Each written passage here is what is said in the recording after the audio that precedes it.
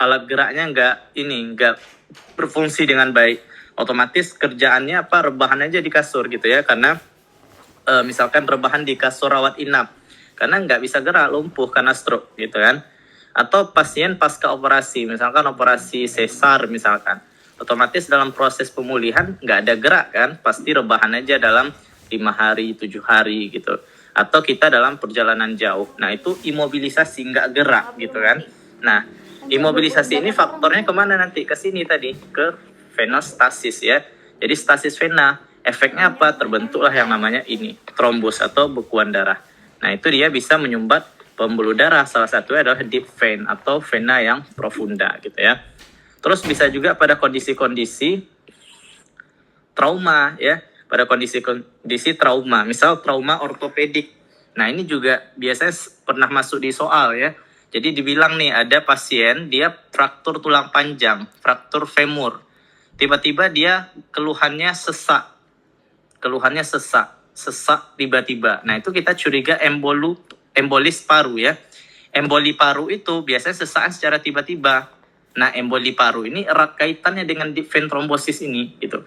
Jadi kalau misalkan fraktur tulang panjang, yang mana di tulang panjang itu ada fragmen lemak di dalamnya, ketika fraktur kan dia lepas tuh ya. Dia lepas. Nah, ketika dia lepas lemak itu ke dalam pembuluh darah, nah dia bisa berjalan mengikuti aliran pembuluh darah. Kemana dia? Ke jantung. Dari jantung kanan kemana? Ke pembuluh darah paru. Menyumbatlah di parunya. Akhirnya apa terjadi? Emboli paru gitu ya. Pasiennya sesak tiba-tiba. Atau dia nyumbatnya di pembuluh darah kaki, di deep vein ini, di vena profunda ini. Akhirnya terjadilah DVT atau deep vein thrombosis ya. Jadi trauma ortopedi, fraktur tulang panjang gitu ya. Nah, biasanya keluhannya nanti akan berbeda. Kalau emboli paru ya sesak karena dia masalahnya di pembuluh darah paru gitu. Tapi kalau di tungkai biasanya nyeri tungkai, bengkak gitu kan, karena aliran darah ke jantung itu terhambat gitu, karena ada sumbatan di pembuluh darah venanya itu. Ingat lagi prinsipnya bahwa vena itu sebagai aliran balik ya, darah dari tubuh kita ke jantung kembali gitu ya. Jadi kalau tersumbat otomatis ada ini ya, genangan istilahnya, akhirnya bengkak di kaki kita gitu ya. Terus ada juga faktor-faktor yang lain, bisa kanker atau riwayat keluarga yang punya riwayat deep vein thrombosis juga, atau PE. PE itu pulmonary embolism ya, atau emboli paru. Oke. Nah, etiologinya itu ada yang primer, ada yang sekunder. Kalau primer itu kelainan genetik atau herediter gitu ya. Nah, sedangkan kalau sekunder itulah keadaan-keadaan klinis yang memicu triad Virchow tadi.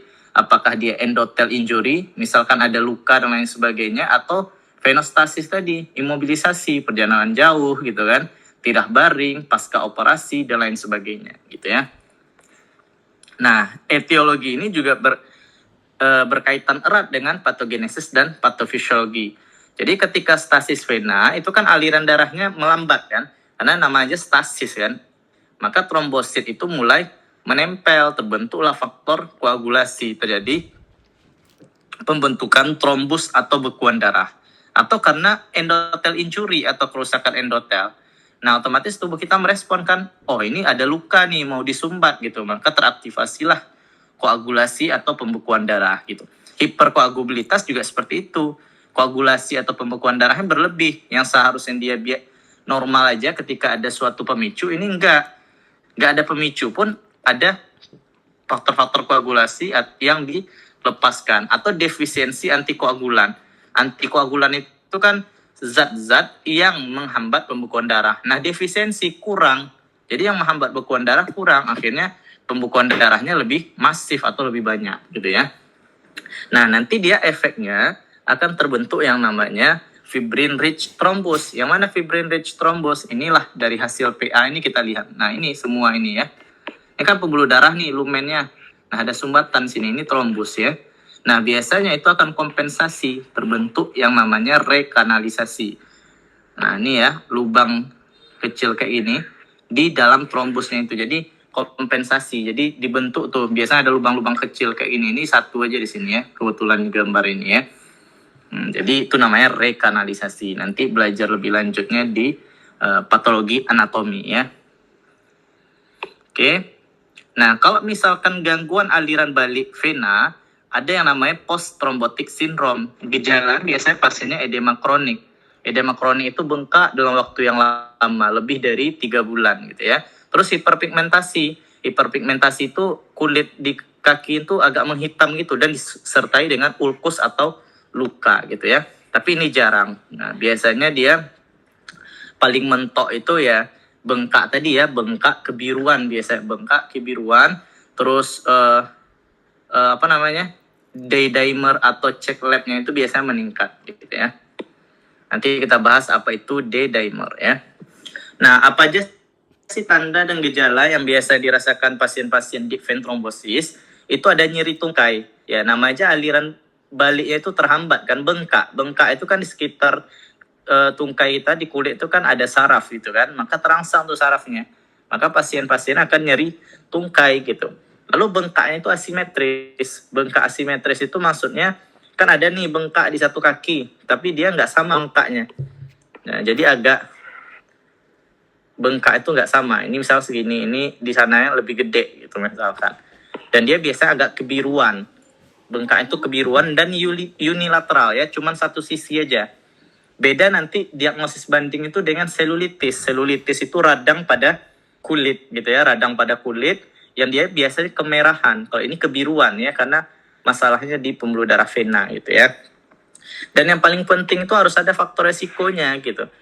Faktor resiko apa? Imobilisasi tadi, ya dia perjalanan jauh atau pasca operasi sesar misalkan atau operasi yang lain yang dia butuh nanti recovery atau rawat inapnya itu lama. Jadi gak bisa gerak, rebahan aja gitu, atau dia pasien stroke gitu.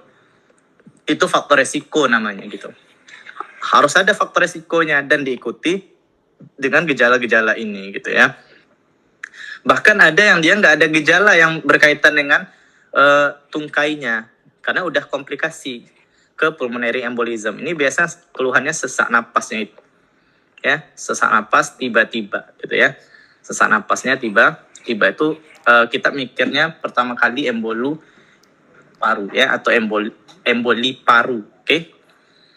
Nah, itu dari tanda dan gejala itu kita tanyakan nanti di pemeriksaan anamnesis gitu ya. Nyeri tungkainya di mana, kaki kiri misalkan. Nah, lalu itu udah berapa lama gitu. Terus kita tanya juga punya riwayat perjalanan lama dan lain-lain. Itu ya, itu di anamnesis. Kita harus tahu tanda dan gejalanya gitu ya. Dari pemeriksaan fisik ya ini tungkainya itu bengkak dan biasanya unilateral, satu sisi tungkai aja. Misal bengkak di kaki atau di tungkai kiri aja misalkan, atau di kanan aja. Yang mana kalau kita ukur lingkar betisnya itu biasanya lebih dari 3 cm ya, pakai pita ukur itu ya. Terus dia pitting edem ya, pitting edem atau edema yang ketika kita tekan pakai jari kita selama kurang lebih 10 detik, nah dia sulit untuk kembali gitu ya. Lalu Homanson-nya positif. Homanson positif itu kayak gimana? Nah, nanti teman-teman cari tuh gimana gambaran Homanson. Tapi Homanson ini, jadi ketika kita dorsofleksikan atau bagian punggung kakinya itu kita dorsofleksikan, kita dorong ke atas, itu pasiennya merasakan nyeri. Kenapa? Karena kejepit pembuluh darah venanya. Jadi udah ada sumbatan, kejepit lagi gitu kan. Makin nyeri gitu ya. Oke. Nah, lalu ada yang namanya pemeriksaan penunjang. Pemeriksaan penunjang itu gold standarnya ini, venografi kontras. Cuman invasif, jarang digunakan. Biasanya kalau modalitas utamanya USG Doppler ya. USG Doppler itu USG pembuluh darah dan biasanya pakai warna dia, ada color Dopplernya. Cuman kalau dia resiko rendah, biasanya cek lab dulu, D-dimer. Nah, D-dimer itu apa? D-dimer ini dia salah satu faktor koagulasi juga biasanya ya. Jadi kalau misalkan D-dimernya ini meningkat, menandakan ada proses pembentukan bekuan darah atau trombos gitu ya.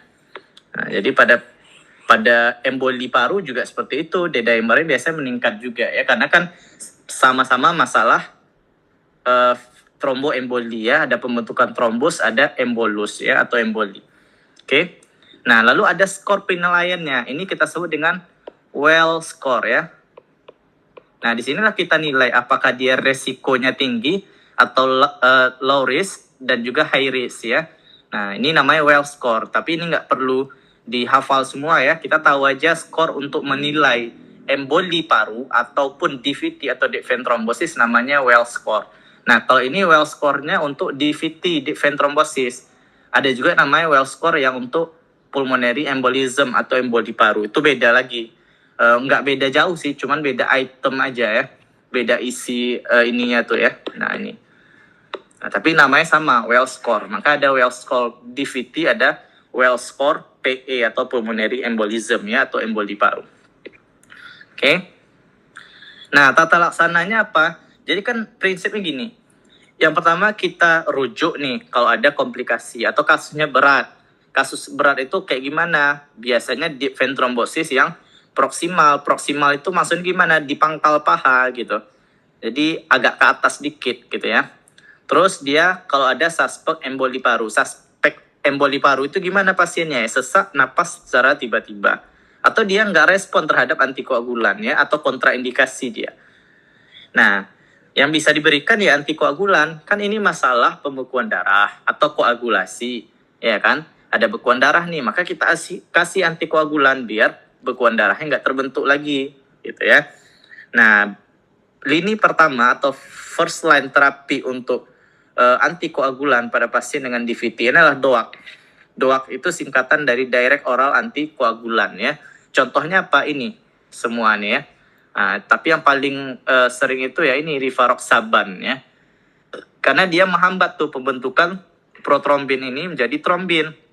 Kalau ini nggak terbentuk fibrin, nggak terbentuklah bekuan darah gitu ya. Maka dihambat di sini. Nah ini ya DOAC ini. Kalau nggak ada DOAC apa? Pakai warfarin gitu.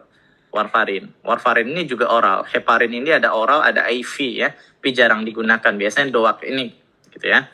Dan yang paling penting mencegah komplikasi gitu. Dengan apa dicegah komplikasinya? Dengan pemberian kompresi, stocking compression ya, atau kayak kaos kaki gitu dia bendanya ya. Di Shopee ada tuh ya. Biasanya dipakai untuk pasien-pasien SPG gitu ya, yang berdiri lama gitu. Pada pasien varises gitu, atau pada pasien DVT ini juga ya. Dia kayak kaos kaki gitu, tapi dia mengkompresi ya, namanya stocking compression. Jadi dia akan mencegah tuh faktor komplikasi tadi ya. Kan ada tuh post thrombotic syndrome. Nah, dicegah tuh dengan kita pasang stocking compression. Dan yang paling penting itu mobilisasi. Karena kan yang menjadi penyebab tadi imobilisasi. Maka kita mobilisasi dini, gerakin gitu. Makanya dianjurkan kalau perjalanan jauh itu digerak-gerakin gitu. Pasien stroke pun itu pasti ada jadwalnya untuk dilatih untuk berjalan gitu. Jadi nggak biarin aja kayak gitu, oke?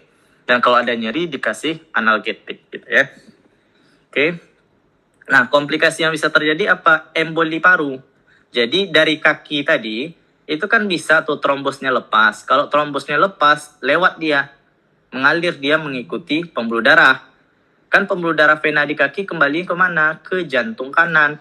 Dari jantung kanan, atrium kanan dulu kan? Dari atrium kanan ke ventrikel kanan. Kemana lagi masuknya? Pergi ke arteri pulmoneri, disumbatlah di sana, terjadi emboli paru gitu ya. Pasiennya sesak secara tiba-tiba, oke? Terus post thrombotic syndrome juga bisa terjadi, tapi jarang ya. Gejalanya itu edema kronik, nyeri ya, nyeri pasti, hiperpigmentasi. Jadi kulitnya itu kehitaman ya, dan juga ada ulkus vena. Nanti belajar tuh di kulit ya, bagaimana bedain ulkus akibat arteri dan juga ulkus akibat vena gitu ya. Dan juga gangren venos itu juga jarang. Dan juga rekurensi venos thromboemboli ya. Jadi kan ada namanya venous thromboemboli syndrome. Nah itu salah satunya DVT ini. Nah bisa terjadi DVT berulang atau rekurensi namanya gitu ya. Itu bisa terjadi, itu komplikasi ya. Tapi yang paling sering emboli paru ini yang menjadi komplikasi dari deep vein thrombosis. Maka untuk menegakkan diagnosis emboli paru itu harus kita cari. Salah satunya adalah faktor resikonya deep vein thrombosis ini gitu. Oke.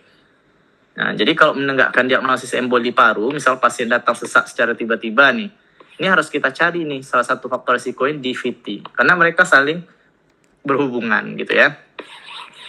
Oke. Nah, itu ya terkait tentang deep vein thrombosis. Jadi harus tahu definisinya apa, gejalanya apa, faktor resikonya apa, dan pemeriksaan penunjangnya D-dimer tadi ya. Gold standarnya apa? Ya tentu USG Doppler ya kalau yang modalitas utamanya. Cuman ya gold standarnya tadi venografi kontras ya, kita lihat tuh melewati kontras. Oke. Nah, contoh soalnya ini ya. Ada yang mau bacain nggak? Ini udah ada jawabannya sih sebenarnya. Ada yang mau bacain?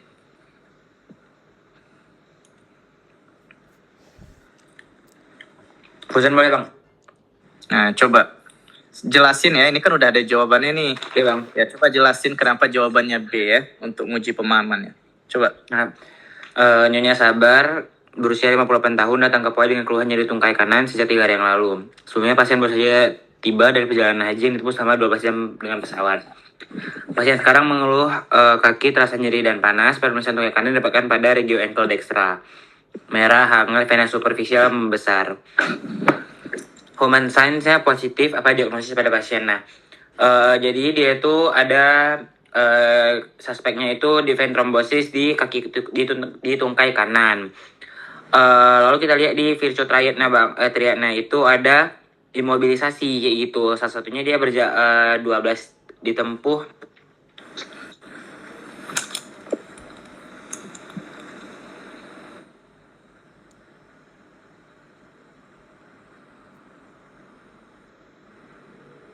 Gimana? Positif.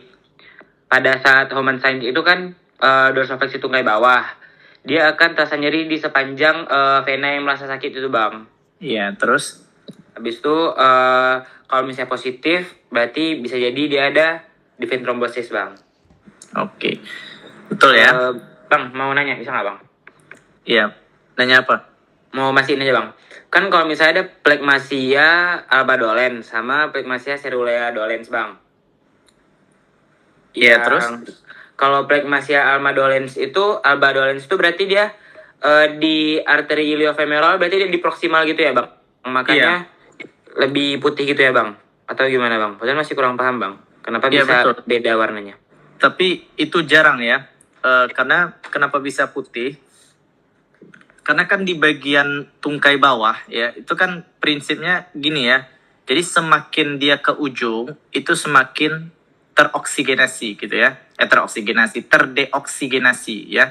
Nah, jadi kenapa yang di bawah itu lebih merah kebiruan daripada di atas, itu biasanya kan keputihan. Agak nggak putih juga sih sebenarnya. Bukan putih yang kayak di layar ini ya, tapi dia agak keputihan. Itu karena lebih terdeoksigenasi di ujung-ujung. Karena kan pertama kali darah terdeoksigenasi itu kan di jaringan dulu kan, sebelum dia menuju ke vena yang paling besar sampai menuju ke jantung gitu. Tapi itu jarang sih yang ditanya gitu ya. Cuman kita paham apa itu DVT, gejalanya apa, pemeriksaan penunjangnya apa. Pemeriksaan penunjang pun biasa ditanya yang low risk, D-dimer itu palingan gitu ya. Jadi kayak gitu. Oke. Nah, di sini kenapa? Ini kan 58 tahun ya. 58 tahun tuh DVT ini nggak memandang usia ya, bisa orang tua, bisa muda gitu ya. Tapi dia punya riwayat imobilisasi dan lain sebagainya tadi. Nah, di sini sejak 3 hari yang lalu akut. Kenapa? Kata kuncinya itu kalau dia masalah-masalah yang berkaitan dengan emboli ya, emboli itu terbentuknya cepat atau trombus terbentuknya cepat. Jadi dia pasti akut tuh gejala pasiennya. Sama kayak emboli paru tadi, dia sesak tiba-tiba. Sesak 2 jam yang lalu atau sesak 3 hari yang lalu gitu. Jadi tiba-tiba cepat dia. Kenapa? Karena pembentukan trombus itu cepat gitu ya. Dan dia punya faktor resiko di sini, perjalanan jauh, imobilisasi gitu ya. Dari pemeriksaan fisiknya juga mendukung nih ya. Homan sign-nya atau dorsofleksi tungkainya itu dia akan merasakan nyeri sepanjang vena yang tersumbat tadi gitu ya. Nah, itu khas pada DVT atau deep vein thrombosis gitu ya. Oke, itu untuk deep vein thrombosis. Kita lanjut ke vaskulitis ya. Vaskulitis yang paling sering itu dibahas itu adalah thromboangitis obliteran. Dengan thromboangitis obliteran, jadi thromboangitis obliteran ini penyakit oklusi segmental non aterosklerotik. Jadi ingat ya, dia bukan non aterosklerotik. Bahkan ada yang menyebutkan bahwa ini suatu kondisi autoimun gitu ya. Yang mana dia menyerang arteri ataupun vena. Jadi bukan arteri atau vena aja gitu ya. Ini arteri dan vena. Vena apa? Vena sedang biasanya, sampai dengan vena kecil ya, yang dia ditandai dengan peradangan, trombosis, dan obliteransi lumen. Obliteransi lumen tuh kayak lumennya tuh mengerut dan menyempit gitu ya. Nah, nanti kita lihat juga di bagian patologi anatominya ya, supaya lebih mudah, oke? Terus lokasi utamanya itu biasanya di ekstremitas yang distal ya. Nah, kalau di tungkai biasanya di ujung-ujung jari tangan, jari-jari tangan kita kanan kiri bisa gitu ya, atau di tungkai ya, di bagian bawah gitu, oke? Nah, faktor resikonya apa aja? Faktor resiko yang biasanya di soal itu merokok gitu ya, karena merokok itu mengandung nikotin. Nikotin itu bisa kita bilang zat inflamatori gitu ya, jadi dia menyebabkan radang terutama di saluran napas, kalau nggak di pembuluh darah gitu ya. Dan dia jenis kelamin laki-laki itu lebih sering, walaupun kasus pada wanita juga banyak kan, jadi kita nggak bisa bandingin sebenarnya antara laki-laki dan perempuan gitu ya. Oke. Nah, untuk etiologi dari tromboangitis obliteran ini itu banyak versinya ya, belum jelas. Tapi ada yang bilang imunologis ya, reaksi autoimun. Ada juga yang toksin tembakau. Maka salah satu faktor risiko yang wajib kita tanyakan, ada merokok nggak gitu. Gitu ya. Jadi ada toksin tembakau itu salah satu nikotin gitu ya. Nah, gimana sih terjadinya tromboangitis obliteran? Itu paparan nikotin. Yang pertama tadi ya, faktor risiko merokok. Nah, itu dia inflamasi segmental arteri dan vena. Segmental itu gimana maksudnya? Jadi kan pembuluh darah kita itu ada segmen-segmennya ya, ada cabang-cabangnya, dan biasanya dia akan menyerang itu di cabang-cabang, di segmen-segmen, sehingga nanti gambaran pada angiografinya itu, pada gambaran pembuluh darahnya itu akan nampak seperti seperti ini ya, seperti apa kita bilang kayak per lah gitu ya. Jadi kita gambarin kayak gini nanti ya. Ini pembuluh darah. Nanti kayak gini. Nah, gitu ya. Nanti di kayak ini gitu ya. Nah, jadi ini ya. Nah, kayak gini nanti. Kenapa mengkerut? Endotelnya mengkerut gitu. Nah, jadi karena ada zat inflamatori tadi, salah satu nikotin ya. Terus terjadi trombosis intraluminal ya, dengan infiltrasi sel inflamasi. 2 poin ini yang paling penting gitu ya. Nah, di mana kita lihat di gambaran patologi anatominya ini ya. Nah, oke, ini pembuluh darah ya, pembuluh darah. Nih ya. Nih pembuluh darah. Lumennya mana? Yang ini. Ya, tapi ini ada pembentukan trombos sehingga lumen sekecil ini jadinya. Ini lumen segini aja nih. Gitu ya. Oke. Dan dia bukan suatu aterosklerotik gitu. Dan dia kena pada pembuluh-pembuluh darah yang segmental. Oke, karena dia merupakan suatu reaksi inflamasi, maka ada infiltrasi sel inflamasi. Contohnya apa? Leukosit, limfosit gitu ya. Jadi kayak gitu. Oke, nanti belajar lebih lanjutnya di patologi anatomi.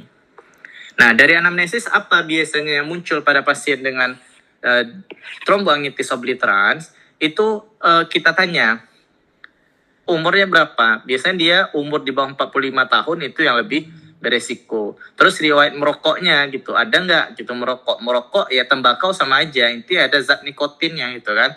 Terus gejala itu claudicatio intermittent. Claudicatio intermittent itu apa? Jadi nyeri saat berjalan tapi membaik dia saat istirahat. Intermittent itu kan artinya hilang timbul ya. Jadi kalau dia aktivitas, dalam hal ini berjalan misalkan, tapi ketika dia istirahat itu membaik. Nah, itu namanya claudicatio intermittent ya. Beda lagi nanti di ACS. ACS kan ada angina pectoris stabil, unstable gitu ya. Nah, kalau di kaki namanya claudicatio ya. Kalau intermittent berarti hilang timbul dia gitu ya. Nyeri saat berjalan tapi baik saat istirahat gitu ya.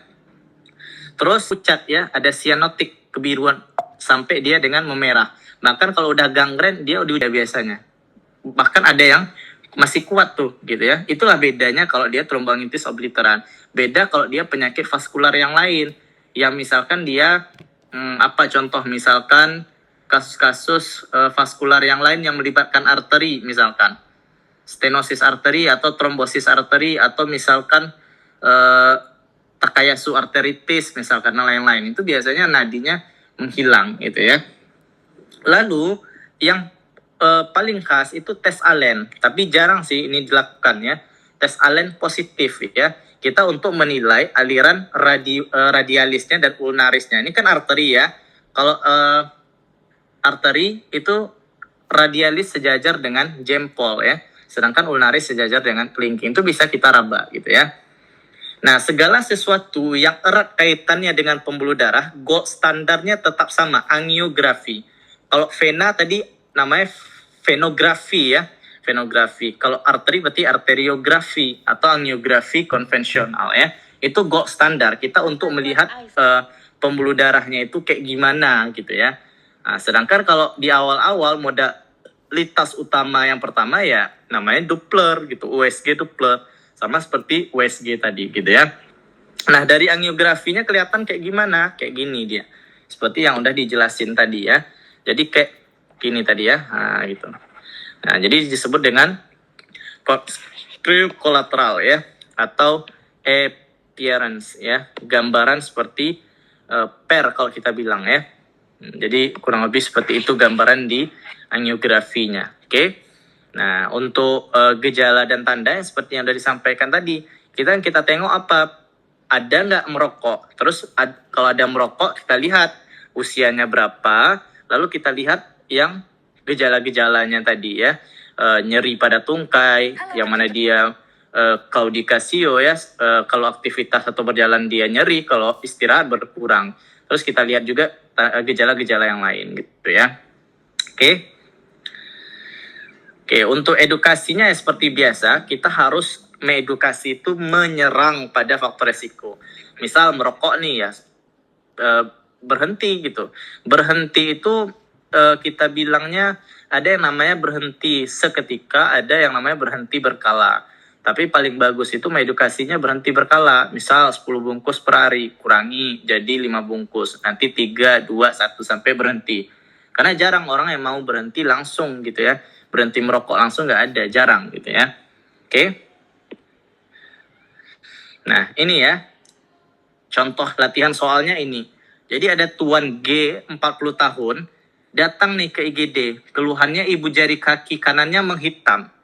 Nah, ini berarti udah ada gangren ya, udah ada frostbite-nya, udah ada kematian jaringan di ujung-ujung jarinya. Kalau ini dalam hal ini kaki berarti ya, bukan tangan. 1 minggu yang lalu, awalnya kedua tungkai bawah terasa nyeri serta pucat. Nah, oke, jadi ada Raynaud fenomenamnya, ada nyeri, ada cyanotic kebiruan ya, dan juga pucat. Itu namanya fenomenam Raynaud ya, atau Raynaud fenomenam. Lalu pasien mengaku bila udara dingin, ujung jari dan tangan sering nyeri dan menjadi biru. Nah, ini jangan terkecoh. Ini bisa mengarah ke Raynaud disease. Cuman kita lihat lagi, dia ada faktor risiko merokok sejak SMA nih. Terus arteri dorsalis pedisnya masih kuat. Tapi ada ulkus di kehitaman sesuai dengan gejala awal tadi ya. Nah, ini thromboangitis obliteran. Nah, tapi kalau dia nggak ada merokok, terus dia aman semuanya, dia cuma ada cyanotic, pucat, terus kebiruan di ujung-ujung jari tangan atau kakinya itu ada ini ya, ada kehitaman, dan dia terpicu karena udara dingin, nah itu baru Raynaud disease. Tapi kalau nggak ada riwayat merokok ya, tapi kalau ada riwayat merokok, kita thromboangitis obliteran kita pilih ya, karena thromboangitis obliteran itu juga ada yang namanya gejala Raynaud phenomenon gitu ya. Nah, itu untuk thromboangitis obliteran ya. Oke, kita lanjut ke bagian peripheral arterial disease. Oke. Nah, peripheral arterial disease sesuai dengan namanya, peripheral arterial disease. Jadi penyakit arteri perifer. Arteri perifer itu ya arteri-arteri yang di ujung-ujung jari tangan, ujung-ujung jari kaki, intinya di perifer lah gitu ya. Oke. Nah, yang mana kalau terjadi masalah ya pada arteri perifer, dalam hal ini dia pembentukan aterosklerotik. Aterosklerotik itu sumbatan lemak gitu ya. Nah, dan dia itu nanti menyebabkan iskemia tungkai. Jadi aliran darah ke tungkai kita berkurang karena ada sumbatan. Ada yang kronik, ada yang akut. Ingat lagi, kalau akut berarti erat kaitannya dengan tromboemboli. Iya kan? Karena pembentukan trombus dengan embolus itu cepat dia.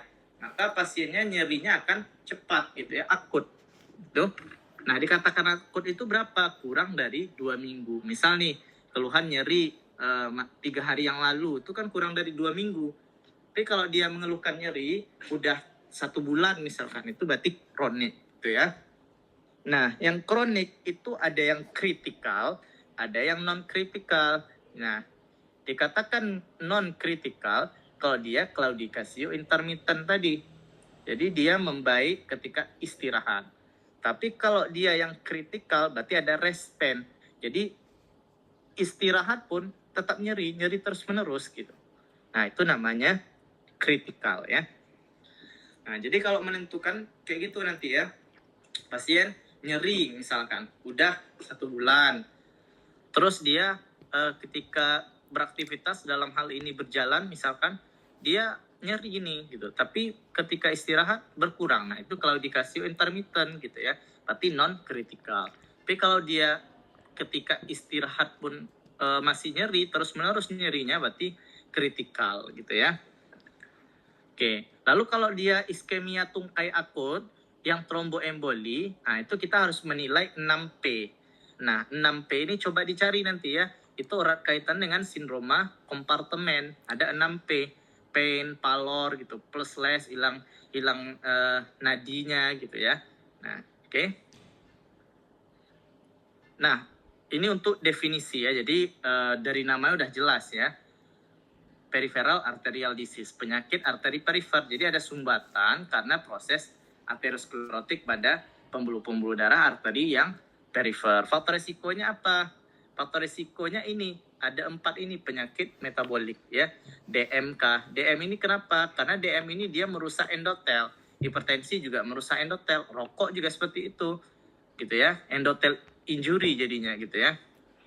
Nah, yang paling khas itu ini yang memicu terbentuknya plak aterosklerotik yang ini tadi ya, lemak, tinggi lemak. Nah, ini mirip faktor resikonya dengan penyakit akut coronary syndrome atau penyakit serangan jantung gitu ya. Oke. Nah, apa aja manifestasi klinisnya? Nyeri claudicatio, yang mana nyeri yang dicetuskan saat aktivitas dan membaik dengan istirahat ya, biasanya dalam 10 menit. Nah, itu yang kalau dia claudicatio ya. Tapi kalau dia rest pain, nyeri saat aktivitas, terus pas istirahat nggak membaik, nyeri terus. Nah, itu namanya rest pain ya. Nah, itu masuk ke critical limb ischemic ya, atau iskemia tungkai yang kritikal. Berarti kritis nih, butuh penanganan segera gitu ya. Nah, ini ya. Jadi akut limb ischemic tadi penyebabnya tromboemboli gitu ya. Ingat aja segala sesuatu sumbatan di pembuluh darah kah atau di manakah gitu ya, yang dia akut ya, nah itu dia pasti disebabkan oleh kalau nggak trombus ya embolus gitu ya, atau emboli. Nah, munculnya apa? 6P. 6P yang dimaksud itu apa? Pain, pallor, slash ya, hilang nadinya. Kalau kita raba, nadi nggak teraba lagi gitu kan, atau lemah gitu. Pain, nyeri, paralisis lumpuh, parestesia kesemutan gitu ya. Dan poikiloterm, panas ya, panas. Jadi sekitar area itu radang dia lalu memanas ya. Oke. Sedangkan kalau kronik tadi kita bagi ada non kritikal, ada kritikal ya. Paling sering masuk di soal itu yang kritikal atau rest pain ya, nyeri dirasakan bahkan saat istirahat nyeri gitu ya. Itu namanya kritikal. Oke. Nah, kalau untuk menilai ini nggak perlu dihafal ya. Tapi kita tahu aja pakai skor apa sih gitu ya. Nah, kalau untuk menilai keparahan peripheral arterial disease, kita pakai grade 14 atau Rutherford ya. Kita pakai itu, oke. Sedangkan untuk perbedaan akut dan kronik udah tahu tadi ya. Kalau dia akut kurang dari 2 minggu, kalau dia kronik udah lebih dari 2 minggu. Nah, untuk gejalanya kita sesuaikan ya. Kalau dia akut berarti 6P.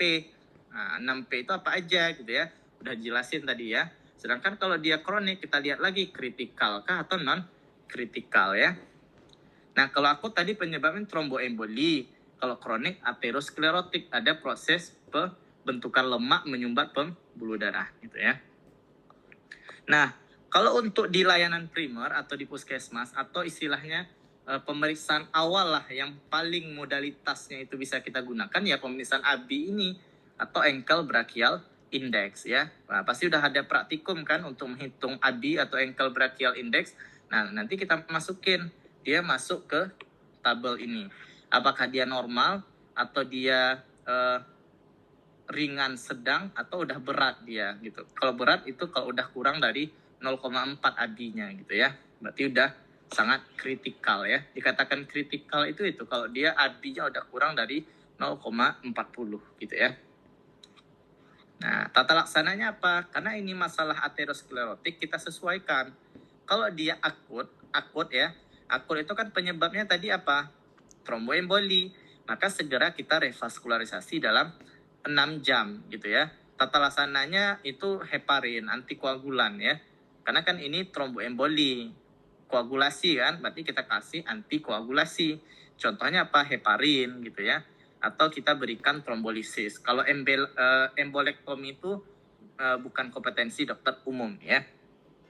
Terus kalau dia kritikal, kalau kritikal itu kan biasanya udah ada ulkus atau gangrennya, udah ada lukanya gitu kan. Nah itu kita rawat lukanya. Untuk mencegah luka atau agar nggak infeksi, kita kasih antibiotik profilaksis atau antibiotik pencegah gitu ya. Terus edukasi agar berhenti merokok, karena kan faktor resikonya itu kan, masa ia udah sakit merokok lagi gitu kan, makin parah lah penyakitnya gitu. Nah, dan untuk bedahnya ya ini revaskularisasinya bisa kita konsulkan ke dokter spesialis bedah vaskular gitu ya. Kalau dia claudicatio intermittent, saat aktivitas dia nyeri, saat istirahat berkurang. Nah, maka kita bisa kasih ini arteriodilator untuk melebarkan pembuluh darah arterinya. Nah, contohnya apa? Silostazol gitu ya. Terus kita edukasi juga untuk berhenti merokok. Karena percuma dikasih obat kalau edukasi perubahan gaya hidupnya enggak gitu ya. Sama kayak orang hipertensi, percuma minum obat anti hipertensi seumur hidup tapi tetap makan yang enggak bergizi atau makan makanan yang gulanya tinggi atau kadar glikemik atau gulanya tinggi, atau dia hipertensi nggak dikontrol, diabetesnya nggak diobati, itu percuma gitu. Kalau dia minum obat anti hipertensi seumur hidup tapi nggak ada perubahan gaya hidup. Jadi harus seimbang, obat iya, perubahan gaya hidup iya. Sama seperti ini, dikasih arteriodilator ya diedukasi juga untuk berhenti merokok gitu. Oke, itu untuk PAD. Nah, ini untuk vaskulitis yang biasanya sering ya masuk. Kata kuncinya apa? Kalau dia Takayasu arteritis, itu biasanya masalahnya di aorta dan cabang aorta. Paling sering di mana? Di arteri subclavia ya. Yang mana nanti ciri khasnya ada perbedaan tekanan darah tuh antara lengan kanan dan lengan kiri. Biasanya lebih sama dengan 15 mm air raksa ya. Sedangkan kalau dia giant cell arteritis itu paling sering itu di arteri temporalis ya, di arteri temporalis. Makanya dia nanti nyerinya bisa polimialgia rheumatica ya, jadi nyeri kepala berpindah-pindah. Oke. Terus vaskulitis yang lain itu yang tadi kita bahas di atas ya, ada thromboangitis obliteran. Ciri khasnya tadi ada fenomenon Raynaud-nya gitu ya, Raynaud fenomenonnya itu. Oke. Itu untuk vaskulitis ya. Nah, contoh soalnya kayak gini ya. Jadi ada Tuan N nih, 40 tahun, datangnya ke IGD. Berarti settingnya adalah suatu gawat darurat kan. Keluhannya apa? Nyeri pada tungkai bawah kiri. Oke. Jadi tungkai bawah nih sebelah kiri. Sejak 6 bulan yang lalu. Nah, 6 bulan yang lalu berarti udah lebih dari 2 minggu. Maka kita pikirnya kronik. Kronik ada 2, kritikal atau non kritikal. Oh, kita baca lagi nih. Awalnya dia dirasakan saat aktivitas. Namun saat ini nyeri juga muncul bahkan ketika istirahat. Nah, ingat tadi ya, bahwa kalau udah rest pain atau nyeri ketika istirahat, nah itu udah masuk ke kritikal. Sampai sana aja kita udah bisa jawab gitu ya. Nah, selain itu juga dari pemeriksaan fisiknya juga udah jelas nih ya. Pucat, sianotik ya. Terus PD sinistra digiti 2-3 berarti jari jempol telunjuk ya, itu teraba dingin, pucat dan sianotik gitu ya. Dia punya ada faktor resiko juga di sini DM dan juga hiperkolesterol atau dislipidemianya gitu ya. Nah, dari situ udah jelas kita kritikal ya, karena dia rest pain atau nyeri saat istirahat ya. Oke. Sejauh ini ada pertanyaan? Ada pertanyaan teman-teman?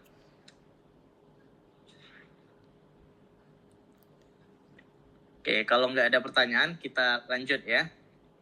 Kita lanjut ke permasalahan limfatik. Nah, di limfatik itu permasalahan yang sering kalau masuk di soal itu limfangitis sama limfedema ya. Nah, kita bahas dulu limfangitis ya. Apa sih yang dimaksud dengan limfangitis? Limfa itu kan pembuluh limfe gitu ya. Berarti kalau ada itis-itisnya itu berarti radang. Jadi ada peradangan pembuluh limfatik akibat infeksi biasanya ya. Oke, yang mana ciri khasnya pasti dia akan menyebabkan garis kemerahan ya yang menyebar sepanjang jalur limfatiknya itu ya. Nah, faktor resikonya apa? Faktor resikonya banyak ya. Salah satunya luka. Nanti kita kasih contoh kasusnya nih ya di slide berikutnya. Itu ada dia ditusuk paku. Nah, contohnya. Nah, itu luka kan? Luka tusuk, goresan, atau gigitan serangga dan hewan. Itu salah satu faktor resikonya.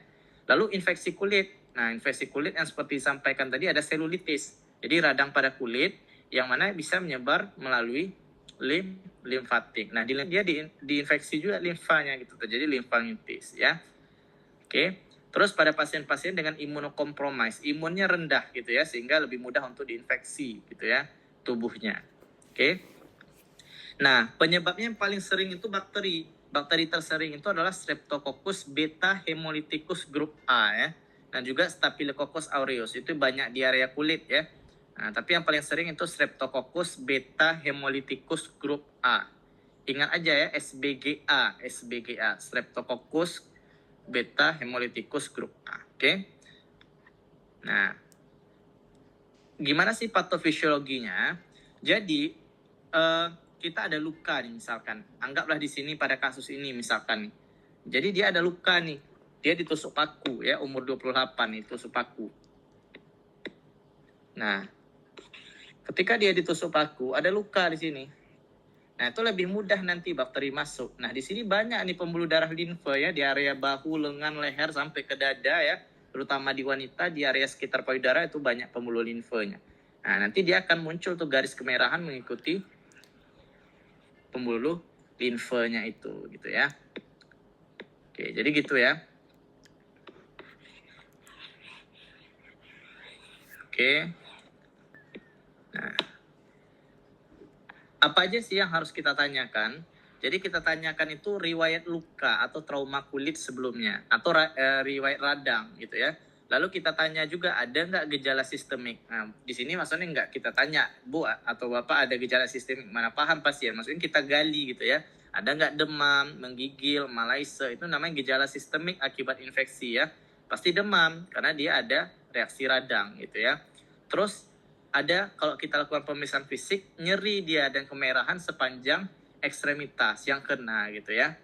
Nah, dari pemeriksaan fisik seperti yang contoh tadi, ada garis eritematosa, ada garis yang eritem kemerahan, dan dia linear sepanjang jalur limfatiknya, mulai dari distal ke proksimal gitu ya. Jadi misalnya entry-nya di sini nih, masuknya gitu ya. Di sini nih, oke. Nah, dari sini dia akan menuju ke sepanjang jalur limfatik. Di area sekitarnya akan udem. Nih, inflamasi gitu ya. Oke. Nah, lalu biasanya kalau kita lihat di garis itu kita akan coba raba gitu ya. Biasanya akan nyeri, pasti akan nyeri gitu ya. Dan juga ada tanda-tanda sistemik biasanya. Takikardi. Kenapa takikardi ya? Karena respon inflamasi. Ketika terjadi inflamasi, nadi akan naik gitu ya. Dan pastinya akan demam gitu. Nah, dari diagnosis klinis saja itu udah tegak diagnosisnya kalau udah ketemu itu ya. Nah, biasa dari pemeriksaan fisik khas tuh, dia sepanjang jalur limfatiknya itu ya. Tapi ada juga pemeriksaan tambahan. Leukositosis pasti ya. Kenapa? Karena leukosit meningkat kalau dia ada proses infeksi gitu ya. Kalau dicurigai sepsis, kita bisa kultur darah gitu ya. Atau kita kultur juga tuh area pintu masuknya. Tapi kalau di kasus ini kayak nggak perlu ya. Karena lukanya nggak terlalu besar gitu ya. Oke. Kita lanjut ke tata laksana. Ya, karena tadi penyebabnya itu kebanyakan adalah bakteri gitu ya. maka kita berikan antibiotik. Nah, tapi kalau antibiotik itu kan nggak mungkin kita nunggu kultur dulu. Lama pasiennya keburu sepsis mati gitu ya. Nah, maka kita berikan antibiotik sementara, namanya antibiotik empiris sampai kulturnya itu keluar gitu ya. Nah, antibiotik empiris yang biasa diberikan itu bisa penisilin, amoksisilin, cefalexin atau clindamycin ya. Kalau dia beresiko MRSA ya atau resisten Staphylococcus aureus, jadi dia udah kebal nih. Misal nih penyebabnya ternyata kita curiga Staphylococcus aureus misalkan. Nah, bila resiko MRSA kita kasihnya itu adalah dosis siklin atau TMP SMX nama antibiotiknya ya. Nah, oke. Yang mana diberikan itu 7 sampai 10 hari untuk bukan profilaksis, empirisnya itu 7 sampai 10 hari ya, atau 1 minggu lebih.